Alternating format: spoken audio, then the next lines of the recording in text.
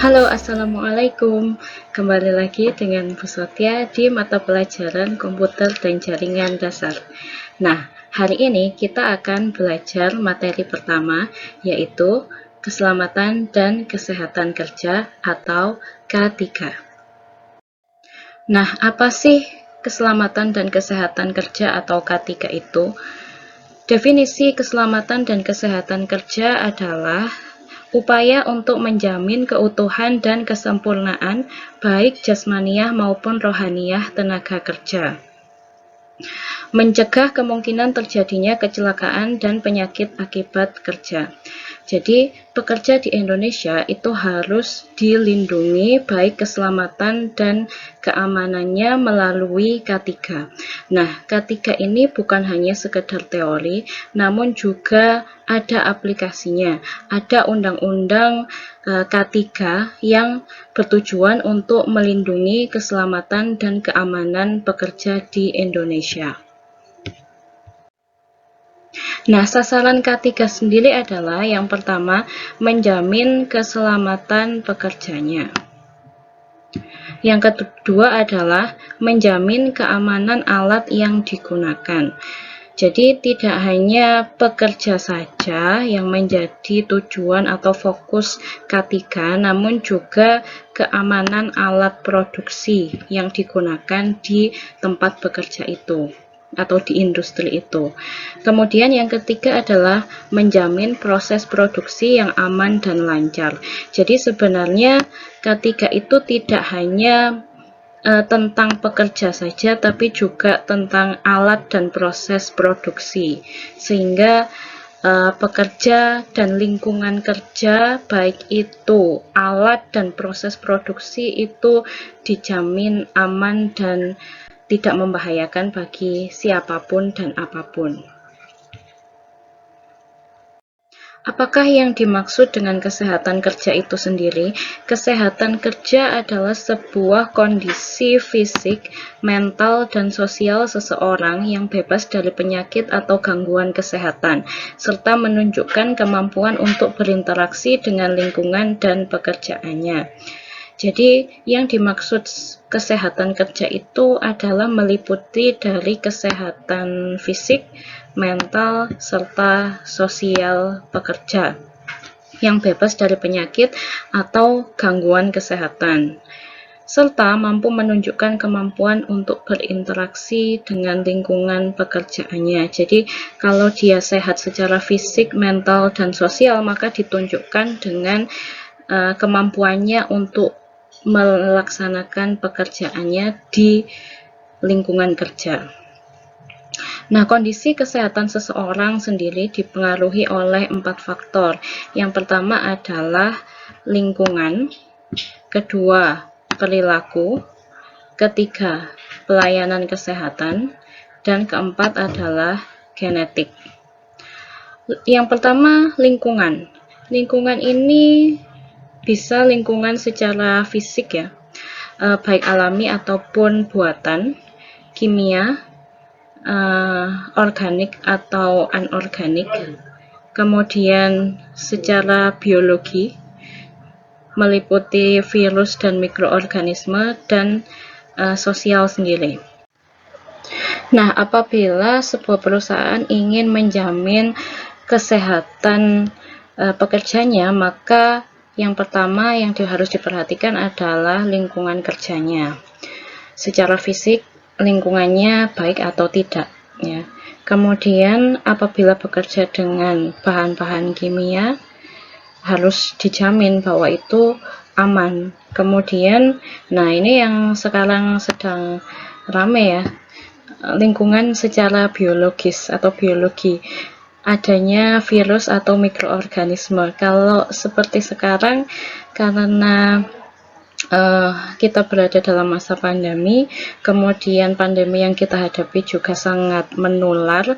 Sebenarnya kalau dari segi K3, maka lingkungan kerja pada saat pandemi ini sangat berbahaya, bisa dibilang tidak sehat ya.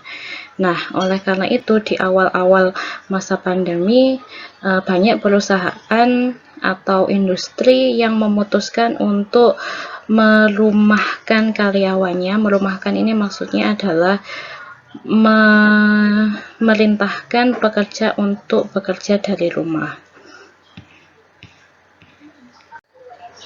Kemudian ada perilaku. Perilaku ini juga mempengaruhi kesehatan pekerja ya.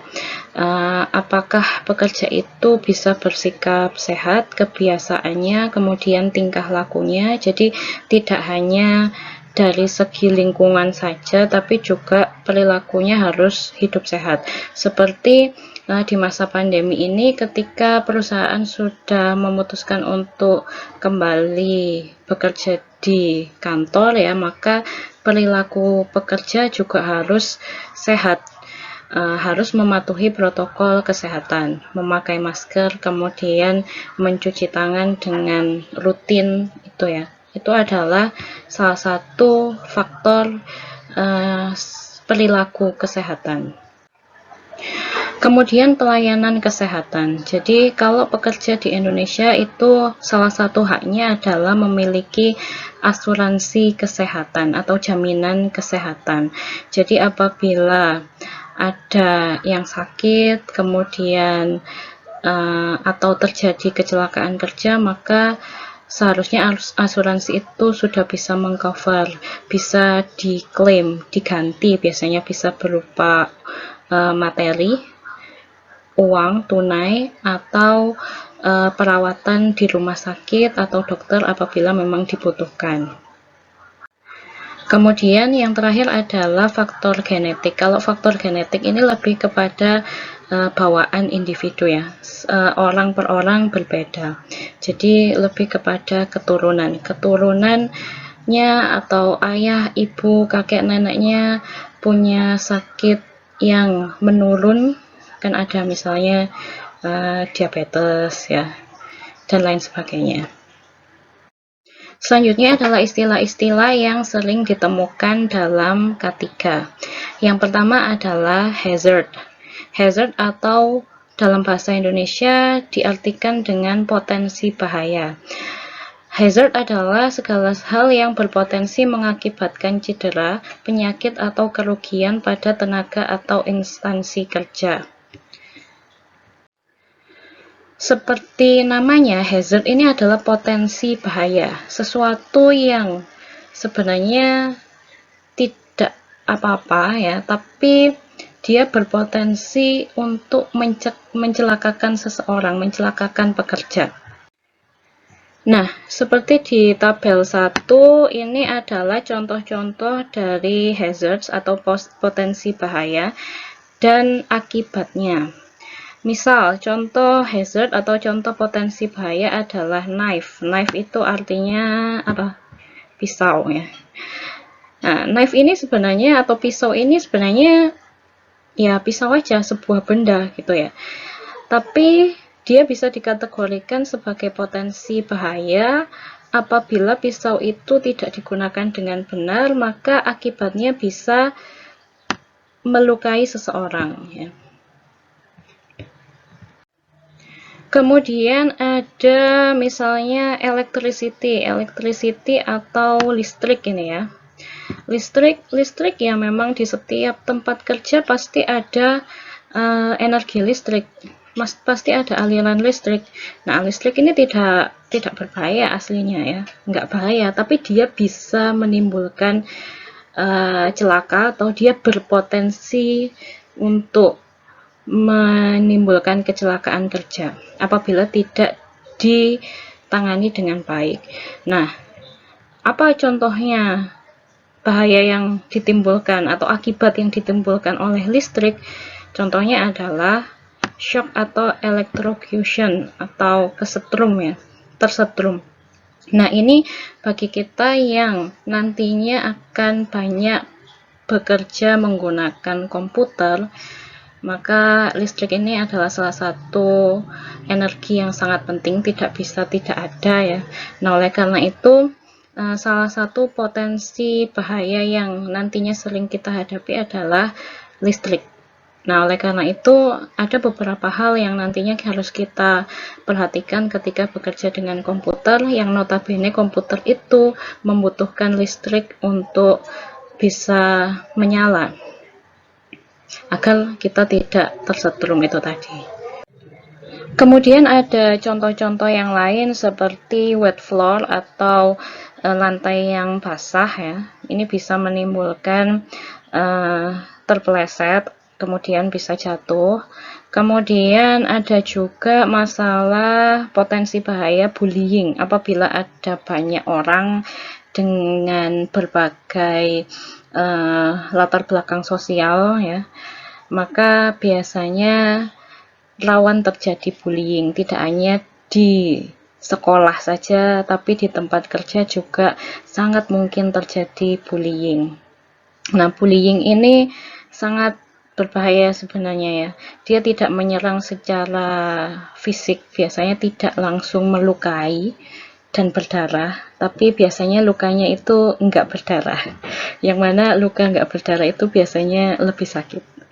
Oke, misalnya dia akan seseorang yang dibully atau dirundung ya bahasa Indonesianya, dirundung itu bisa mengalami masalah-masalah psikologis seperti anxiety. Anxiety itu khawatir yang berlebihan ya, kemudian fear, ketakutan, dan depression atau depresi.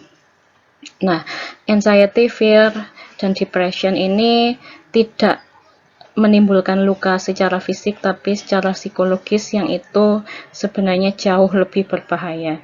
Nah, oleh karena itu saya mohon kalian nanti ketika sudah masuk kelas, sudah ketemu dengan teman-temannya secara langsung, jangan sampai ada tindakan bullying atau perundungan terhadap teman yang lain, karena sebenarnya kita semua sama.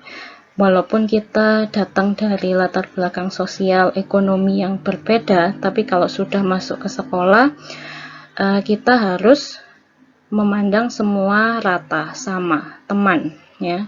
Jangan ada yang melakukan bullying atau perundungan. Baik itu hanya dimaksudkan untuk bercanda. Kita tidak tahu apakah bercandaan kita itu menyakiti hati teman kita atau tidak. Oleh karena itu, hal-hal yang menjurus kepada bullying atau perundungan harus dihindari. Kemudian ini adalah istilah-istilah lain yang sering ditemui dalam K3. Tadi yang pertama adalah hazard atau potensi bahaya. Nah, yang kedua adalah resiko atau risk ya. Risk ini seperti namanya adalah analisis resiko sebenarnya ya. Kemungkinan seseorang akan dirugikan jika terpapar bahaya.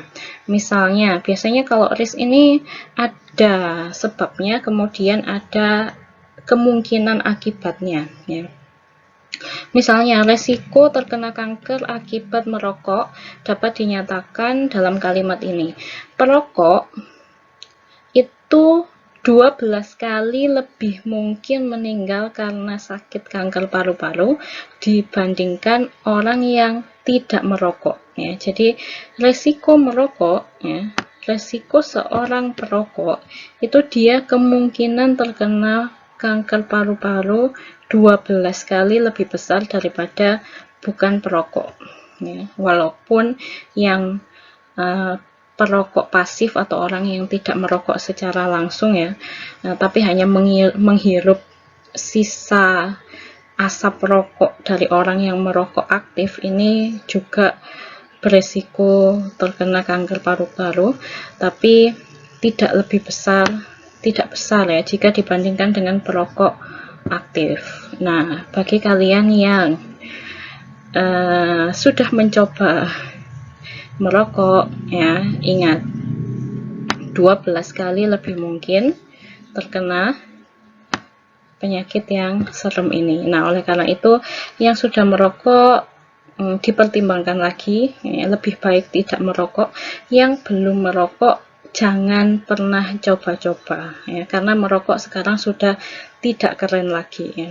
Kalau dulu mungkin oke lah, tapi kalau sekarang ada orang yang merokok, saya jamin semua cewek malah kabur ya, nggak mau dekat-dekat.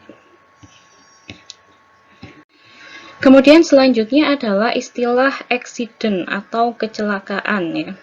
Kecelakaan ini adalah suatu kejadian yang tidak dapat diduga, yang sering berakibat pada cedera atau kerugian lainnya. Yang namanya accident atau kecelakaan ini ya terjadinya memang tiba-tiba, tidak bisa diduga ya, tidak bisa diprediksi. Nah, contoh accident yang natural atau yang alami ini misalnya adalah kebakaran atau gempa bumi ya kayak bencana alam itu accident. Kemudian kebakaran itu juga termasuk kategori accident ya, tidak ada orang yang merencanakan kebakaran kecuali untuk maksud-maksud yang jahat ya. Kemudian ada istilah insiden. Insiden ini adalah hampir kecelakaan. Nah, insiden ini mirip dengan accident, namun bedanya adalah insiden ini tidak disertai dengan kerugian. Jadi biasanya insiden ini hampir kecelakaan. Jadi tidak ada kerugian. Biasanya mungkin kalau contohnya gini, kebakaran ya. Kebakarannya atau apinya ini masih kecil dan sudah bisa dipadamkan. Jadi misalnya apinya hanya membakar gorden saja, nggak sampai besar ya, nggak sampai melahap semua bangunan ya. Nah, ini bisa dikategorikan sebagai insiden. Nah, selanjutnya kita akan terfokus pada K3 komputer ya, karena kita nantinya bekerja dengan menggunakan komputer ya, maka kita harus tahu keselamatan dan kesehatan kerja yang berhubungan dengan komputer. Nah, selanjutnya adalah hazard atau potensi bahaya yang ditimbulkan oleh komputer ya. Yang pertama adalah casing CPU ya. Nah, casing CPU atau wadahnya CPU itu biasanya terbuat dari bahan logam ya. Nah, power supply atau listrik yang mensuplai komputer ini letaknya ada di dalam CPU itu dan menempel pada casing CPU yang terbuat dari logam. Nah, dari sini aja udah kelihatan potensi bahayanya. Apa potensi bahayanya? Potensi bahayanya adalah ketika ada sumber listrik yang menempel langsung ke logam, maka logam itu bisa menjadi konduktor. Kalau konduktor itu dipegang oleh seseorang yang tidak menggunakan alas kaki dengan baik ya, alas kakinya tipis, maka bisa jadi orang itu akan tersetrum. Nah, ini banyak sekali terjadi ya. Nah, kamu harus tahu. Jadi kalau bekerja dengan komputer, jangan sekali-sekali memegang CPU dalam keadaan tidak menggunakan alas kaki atau tidak ada, jadi langsung nempel ke lantai kakinya. Kalau pakai karpet sih masih ada isolatornya, jadi nggak apa-apa. Ya, potensi bahayanya adalah tersengat listrik atau tersetrum listrik ketika memegang CPU tanpa memakai alas kaki yang kering ya, betul, yang kering ya. Kalau pakai alas kaki tapi kakinya basah ya sama aja ya. Kemudian monitor ya. Layar monitor ini memancarkan radiasi elektromagnetik ya, walaupun tidak besar tapi ada ya, apalagi monitor-monitor zaman dulu yang bentuknya secara fisik besar itu ya. Nah, itu sebenarnya radiasinya cukup besar juga. Tapi kalau monitor yang sekarang sudah lebih ramah lingkungan ya, ramah lingkungan dan ramah pengguna juga. Nah, potensi bahayanya adalah mata cepat lelah dan iritasi. Kalau sekarang sebenarnya bisa diatasi dengan cara cahaya monitornya jangan di full kan, jadi agak di dim ya. Jadi tidak terlalu terang kalau memang mudah lelah matanya ya. tapi tetap saja harus hati-hati. Kemudian kabel power supply ini merupakan jalur aliran listrik tegangan tinggi. Potensi bahayanya adalah tersengat listrik apabila ada bagian kabel yang lecet atau terbuka. Kemudian ada kabel power, banyak kabel di sekitar komputer ya. Jadi kalau kerjanya di ruangan dan ruangan itu ada beberapa komputer, maka salah satu hazardnya, potensi bahayanya adalah kabel power, karena yang namanya komputer itu pasti ada banyak kabel ya. Apalagi kalau komputernya banyak, kabel powernya yang tegangannya tinggi pasti juga banyak. Kalau tidak ditata dengan rapi ya, maka kabelnya bisa berserakan. Kemudian potensi bahayanya adalah ya apabila ada yang tersandung kabel itu ya bisa terjerat dan jatuh. Dan yang rugi tidak hanya yang jatuh aja, tapi juga kabel powernya jadi bisa jadi putus atau rusak atau terkelupas ya. Jadi kabel power ini penting untuk diatur biar rapi dan tidak berserakan. Nah, selanjutnya adalah ketiga, bekerja dengan komputer. Ini lebih kepada kesehatan ya, resiko kesehatan bekerja dengan komputer. Yang pertama, apabila bekerja dengan komputer dalam waktu yang lama dapat menyebabkan berbagai masalah kesehatan. Jadi misalnya kalau kamu jurusan MM atau jurusan RPL, itu biasanya melakukan editing video atau editing gambar itu waktu yang dibutuhkan tidak sebentar. Kemudian menulis program itu waktu yang dibutuhkan juga tidak sebentar ya. Kalau anak TKJ relatif kalau sudah bekerja itu biasanya nggak terus-terusan melihat komputer ya. Tapi kalau nanti sudah jadi administrator server ya, maka ya pasti menghadapinya komputer terus. Sama sebenarnya kalau jurusan TI itu biasanya bekerja dengan komputer dalam waktu yang lama. Nah, masalah-masalah yang bisa ditimbulkan dalam hal kesehatan yaitu yang paling umum misalnya adalah sakit punggung ya. Walaupun kamu muda ya, masih muda, tapi kalau tidak menggunakan postur yang baik pada saat bekerja dengan komputer, maka kamu bisa sakit punggung, encok rematik ya, encok ya. Kemudian mata lelah ya. Mata lelah ini pasti. Kalau dalam sehari kamu full nonstop 8 jam melihat komputer itu mata itu bisa merah, gatal-gatal, kering ya. Mata lelah ya. Kemudian yang selanjutnya adalah cedera akibat gerakan yang berulang-ulang atau repetitive strain injury atau RSI ya. Cedera akibat gerakan yang berulang-ulang. Gerakan yang berulang-ulang. Misalnya ngetik ya, ngetik tapi posisi tangannya itu tidak ergonomi atau tidak nyaman ya. Misalnya tangannya menggantung gini. Ya, jadi keyboardnya ada di meja yang lebih tinggi, kemudian tangannya menggantung seperti ini. Ya, kalau hanya waktu 10 menit gitu aja nggak ada masalah, tapi kalau berjam-jam setiap hari ya, seminggu, 1 bulan, bertahun-tahun seperti itu, maka pasti yang nanti dikorbankan adalah pergelangan tangan ya. Pergelangan tangan yang cedera akibat mengetik yang salah posisi itu tadi. Nah, itu bisa dikategorikan dalam repetitive strain injury ya. Cedera akibat gerakan yang berulang-ulang.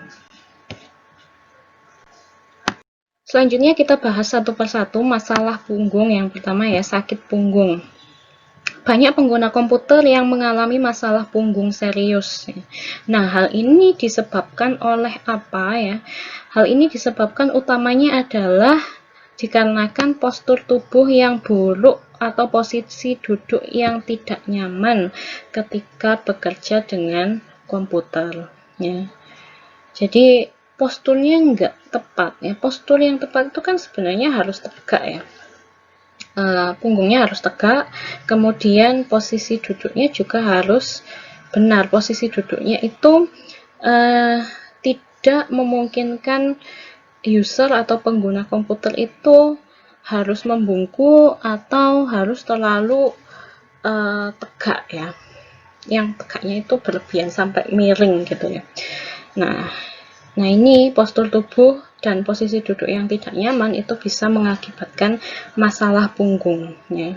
Sekali lagi, walaupun kamu masih muda ya, harus tetap dijaga ya. Kamu tidak akan selamanya muda ya.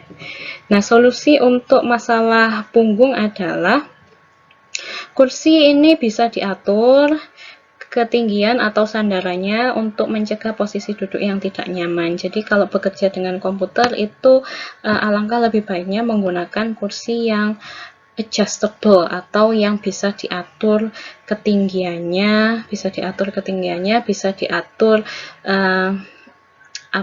kemiringan sandarannya ya. Akan lebih baik juga kalau di tangannya, di bagian tangan itu ada sandaran tangannya ya. Kayak gimana kursi yang nyaman, kayak kursi gaming itu ya, yang biasa dipakai youtuber itu ya. Nah itu harganya ratusan ribu bahkan jutaan ya, belasan juta.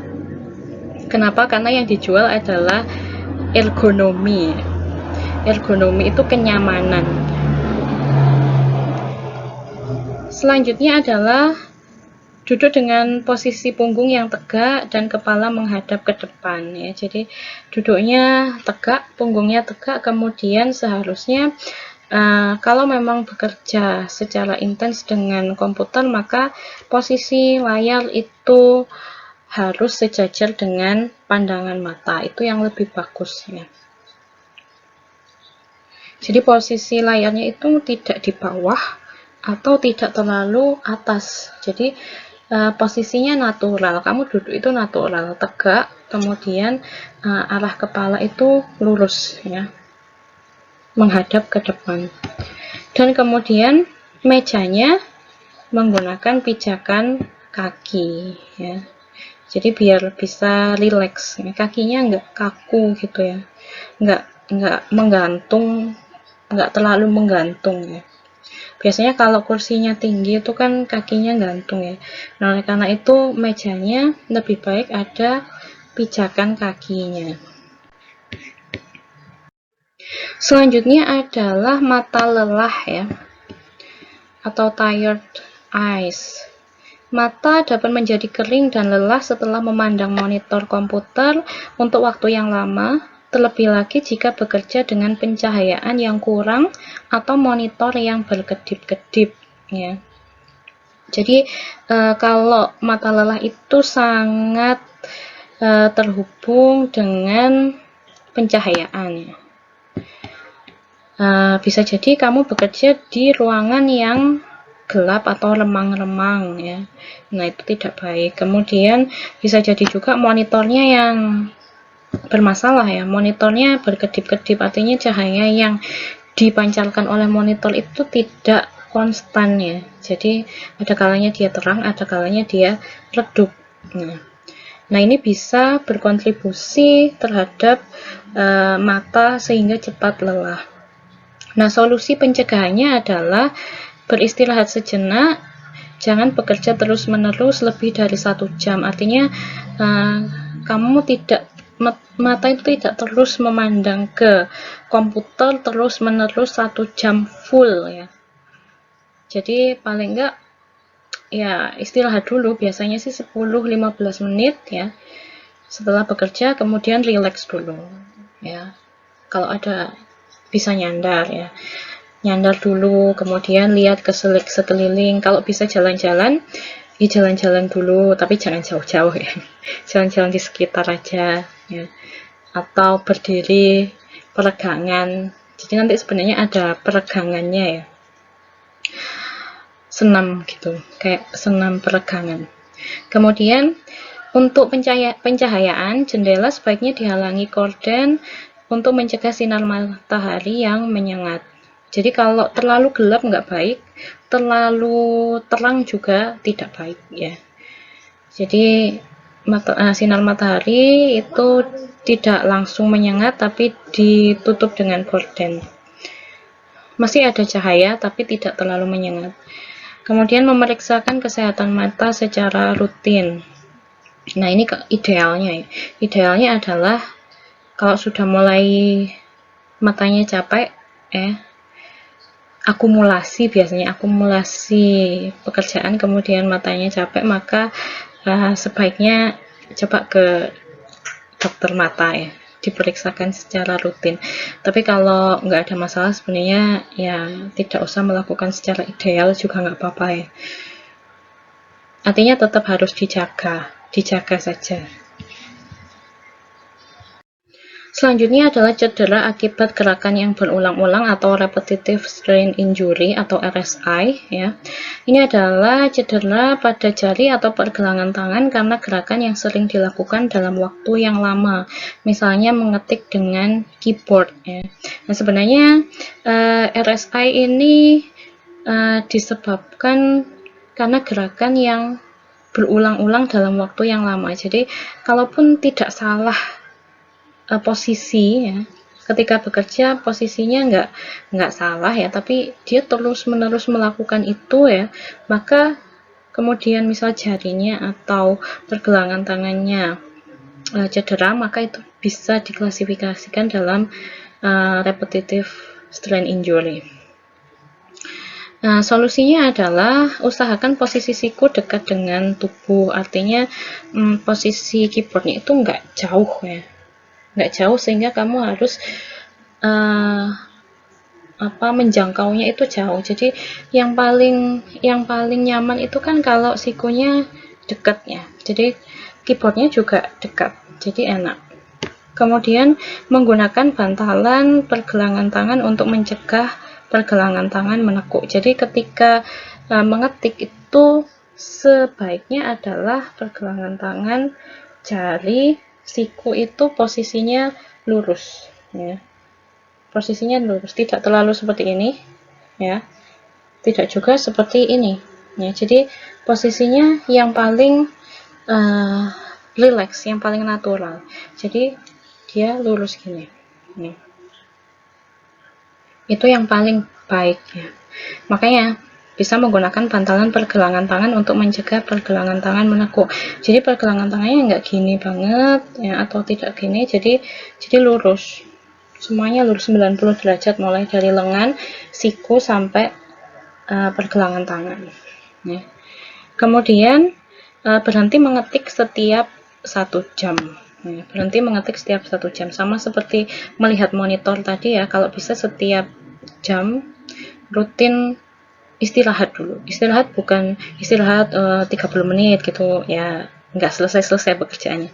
Istirahat 5 menit ya, atau hanya beberapa menit saja, relax, relaksasi, bukan relaksasi, stretching ya, stretching, relax dulu selama beberapa menit, baru lanjut kerja lagi. Itu lebih aman. Selanjutnya adalah ergonomi. Saya tadi beberapa kali menyebut istilah ergonomi. Ergonomi itu apa sih, Bu? Ya. Ergonomi itu adalah sebuah ilmu yang memiliki sasaran berkaitan dengan peralatan dan tempat kerja serta lingkungannya. Ya. Upaya ergonomi antara lain adalah penyesuaian peralatan dan tempat kerja dengan dimensi tubuh manusia. Tujuannya apa? Tujuannya adalah agar manusia tidak cepat lelah dan alat-alat serta lingkungan kerja itu sesuai dengan kondisi dan kebutuhan manusia. Artinya ergonomi itu bagaimana caranya ketika manusia bekerja melakukan sesuatu itu dilakukan senatural mungkin sesuai dengan kemampuan tubuh manusia. Jadi tidak ada anggota tubuh yang dibebani berat, tidak ada otot yang terbebani berat ya. Jadi senatural mungkin. Kalau duduk itu posisi naturalnya adalah tegak, kakinya menjejak ke lantai ya, ke bawah, nggak gantung ya. Jadi itu posisi duduk yang paling natural ya. Kemudian siku itu harusnya 90 derajat, itu nggak akan capek ya. Maka ilmu ergonomi ini biasanya mendesain peralatan atau lingkungan kerja itu sesuai dengan dimensi tubuh manusia ya. Jadi tubuh manusia itu yang paling nyaman kayak gimana ya. Kalau duduk itu harusnya gimana, kalau berdiri jalan ya itu harusnya gimana, kepala itu posisinya yang paling natural gimana. Nah itu ilmu ergonomi ya. Kursi yang disebut ergonomis ya, kursi yang ergonomis itu adalah kursi yang paling nyaman diduduki ya, kursi yang paling sesuai dengan bentuk tubuh manusia ya. Itu adalah ergonomi. Tujuannya ya biar tidak terjadi cedera, kemudian manusia juga tidak cepat lelah. Selanjutnya kita lihat ergonomi bekerja dengan komputer ya. Saat bekerja dengan komputer, jangan lupa untuk berdiri sejenak, berjalan-jalan atau melakukan peregangan setiap 30 menit sekali. Jadi ini malah 30 menit ya, idealnya 30 menit sekali. Ada yang bilang 20 menit, ada yang bilang 30 menit ya. Ada yang bilang juga yang paling nyantai adalah 1 jam ya, 1 jam sekali. Tapi yang memang idealnya adalah sekitar 20-30 menit ya. Setiap 20-30 menit kamu harus melakukan peregangan. Hal itu untuk menghindari ketegangan otot karena terlalu lama duduk. Nah, kita lihat posisi ergonomi bekerja dengan komputer itu seperti apa ya. Kita lihat dari bawah dulu ya. Ini pijakan kaki 15-20 derajat ya. Ini posisinya agak miring gini, yang paling nyaman ya. Posisi kaki natural ya. Kemudian lutut sejajar atau sedikit lebih tinggi dari pinggang ya. Bisa 90 derajat atau mungkin sedikit lebih tinggi dari pinggang ya. Ini tergantung kursinya berarti ya. Nah, diatur biar bisa 90 derajat. Kemudian lengan bawah membentuk sudut yang tepat sehingga pergelangan tangan tidak menekuk ya. Nah, jadi gini. Lengan bawah.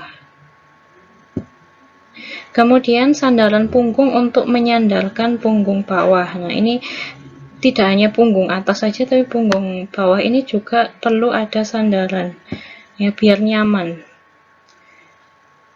Kemudian lengan atas harus diposisikan secara nyaman di samping tubuh ya. Jadi kamu nggak agak maju gini, nggak agak mundur gini, tapi tepat di samping tubuh ini ya.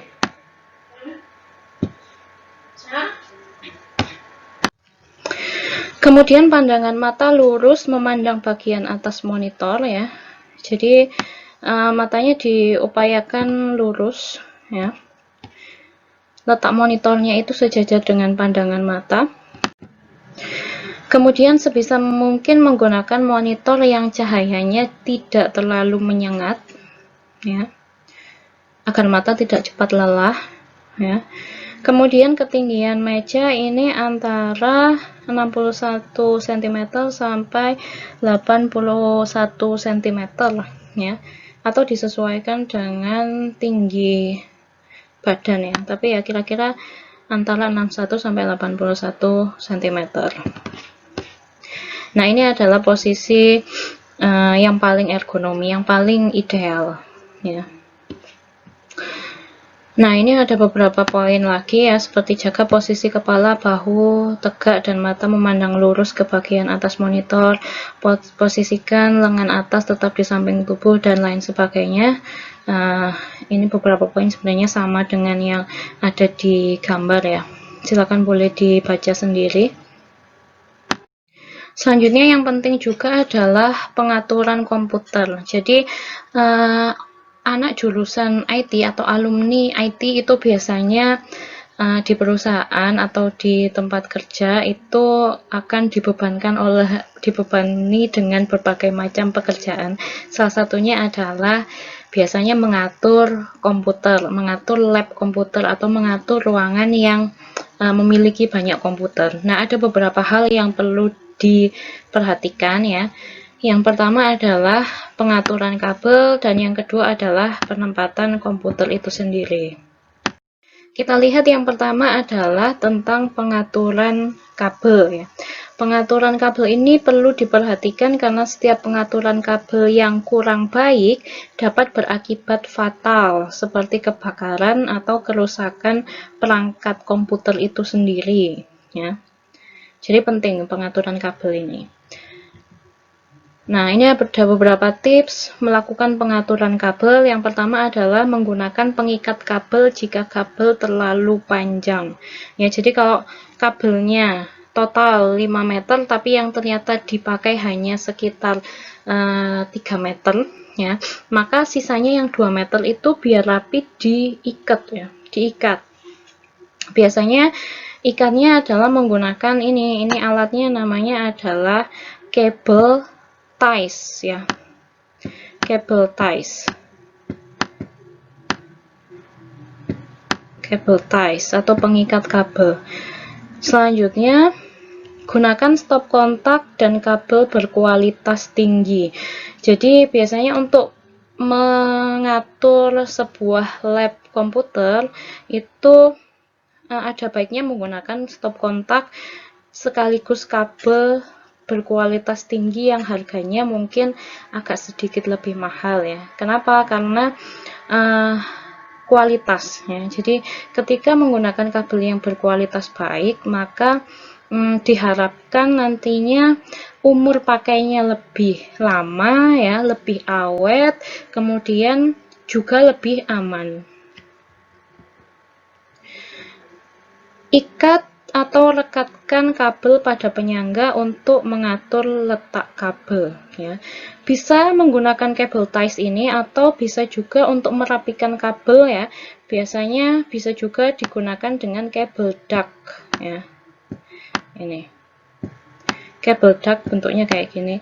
Nah, fungsinya apa kabel duct ini? Kabel duct ini adalah untuk menutupi ya. Jadi menutupi dan juga mengamankan beberapa utas kabel ya, biar tidak terekspos langsung ya, biar nggak nyerimpeti juga. Nah, biasanya menggunakan kabel duct ini. Ini di dalamnya ada beberapa kabel, biasanya ditempelkan ke tembok atau ditempelkan ke meja, di balik meja gitu ya. Diposisikan biar tidak berserakan ya, biar lebih rapi dan lebih indah juga. Kemudian untuk stop kontak atau kabel biasanya menggunakan yang outletnya banyak ya, yang outletnya lebih dari satu ya, seperti ini kabelnya. Kalau ini beli yang sudah jadi seperti ini, tapi kalau ingin membuat sesuai kebutuhan ya, misalnya yang dibutuhkan hanya 3 outlet aja. Nah, biasanya ada beli langsung yang isinya 3 outlet, tapi ada juga yang nyusun sendiri ya, merangkai sendiri. Bisa disesuaikan dengan kebutuhan. Tapi tetap gunakanlah kabel dan electricity outlet yang kualitasnya cukup bagus. Selanjutnya adalah penempatan komputer ya. Pengaturan letak komputer yang kurang baik dapat berakibat buruk, antara lain komputer terjatuh dan resiko mekanis yang lain. Resiko mekanis ini bisa berakibat pada rusaknya hardware atau perangkat keras komputer ya. Nah, untuk itu komputer harus diletakkan di tempat yang benar. Yang benar kayak gimana? Ya, datar biasanya, kemudian harus kering dan memungkinkan sirkulasi udara.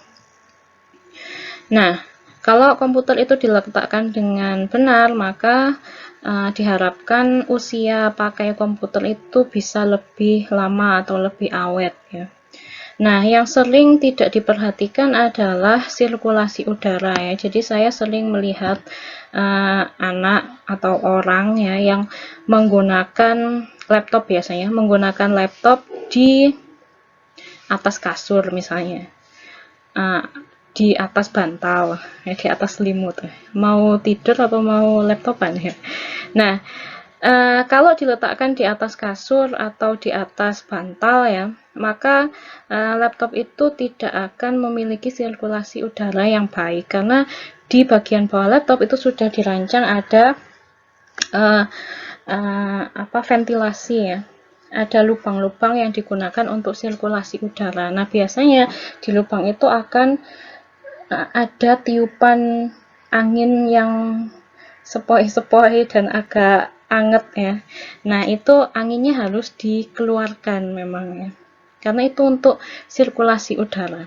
Nah, kalau kamu menggunakan laptop di atas permukaan yang tidak rata ya, seperti kasur, bantal, selimut dan lain sebagainya, maka ditakutkan sirkulasi udaranya akan tidak baik.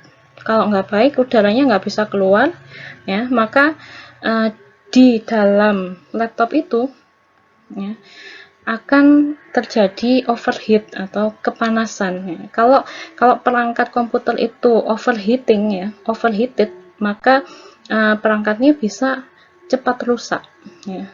Komputermu bisa ngehang yang pertama. Kemudian kalau itu dilanjutkan terus ya, lama-lama terjadi kegagalan hardware. Nah, itu perlu diperhatikan. Nah, akhirnya kita sudah sampai pada penghujung materi. Di slide sudah ada kesimpulan beberapa poin yang sudah kita pelajari sejak awal. Ada K3 itu apa, keselamatan kerja, kesehatan kerja, kemudian ada istilah-istilah dalam K3, kemudian K3 komputer, ergonomi, dan lain sebagainya. Silakan dibaca sendiri. Selanjutnya di Google Classroom sudah saya siapkan kuis post-test kecil untuk mengukur kemampuanmu setelah mengikuti materi K3. Silahkan dikerjakan sekali saja, nanti nilainya setiap minggu akan saya masukkan daftar nilai ya. Jangan lupa setiap materi yang saya berikan dicatat di buku catatan khusus, karena nanti saya akan meminta bukti hasil mencatat di buku. Jadi nanti bukumu difoto, kemudian fotonya diupload juga di Google Classroom. Akhir kata, tetap be happy, stay safe, and we will keep learning. See you next week. Wassalamualaikum warahmatullahi wabarakatuh.